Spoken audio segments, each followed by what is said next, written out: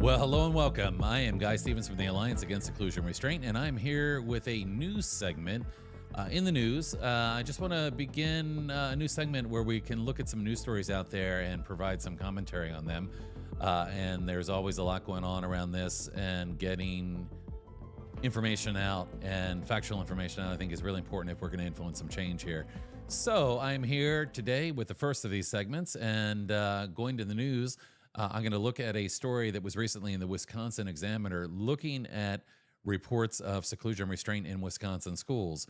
And this is now the first time that this has really been reported and made publicly available.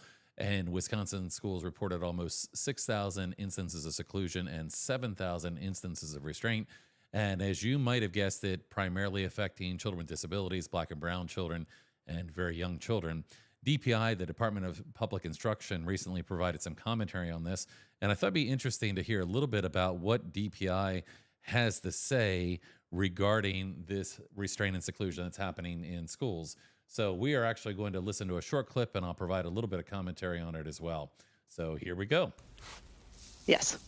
Well, Tim, we know that seclusion and restraint is to be used as a last resort, according to DPI, and only in cases of imminent danger.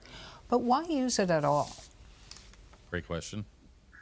Well, sir, for a couple of reasons. If there is imminent danger of physical harm to the student or the student's classmates or anyone, that it sometimes, unfortunately, is necessary. So one way. So let's pause it right there. It's never necessary to put a child into a seclusion room. Putting a child into a room alone against their will and holding the door shut is never something that's necessary.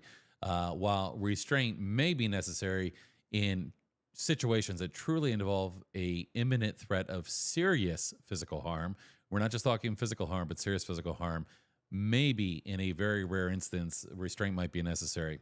Way to think about it, why use it at all, is that in those moments, you might need to use physical restraint, and the sort of balancing test, or the question is the risk of not doing a seclusion or not doing a restraint going to cause more harm than doing a physical restraint? So that's an interesting equation, because we know the kids have died being physically restrained. So if you're going to use a physical restraint, again, you should never be using seclusion. If you're going to use a physical restraint, it should only be in a situation that's potentially life-threatening. But if you have 6,000 instances of seclusion, 7,000 instances of restraint, that's obviously not what's happening here.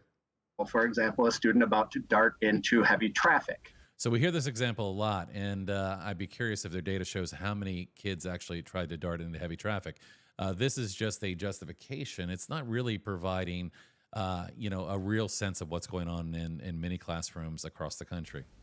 Not restraining that student from doing that could cause much more harm than actually restraining the student.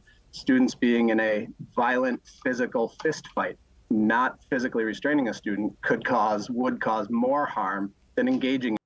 But again, kids have died due to physical restraint. So you've really got to be mindful here that if you are going to restrain a child, that it should be a situation that if you don't intervene, it could be a potentially life-threatening situation. When you have 15,000 instances of restraint and seclusion, that's clearly in not a what's physical happening. restraint. So why do it? The answer is to prevent further harm, or prevent these intense, traumatic, dangerous situations from escalating and getting even worse. So that was an interesting response. But again, it's using that outlier of a situation that, we can't let a kid run in front of a car. And I would agree. If a kid was running in front of a car, we would absolutely want to stop him. And we would want to do whatever we needed to protect that life. But that's clearly not what's happening in many of these cases. We can do better. There are ways that we can do better. DPI needs to do better. And anyone that is using restraint and seclusion, we should be reducing these numbers. It's not a matter of justifying why they happen.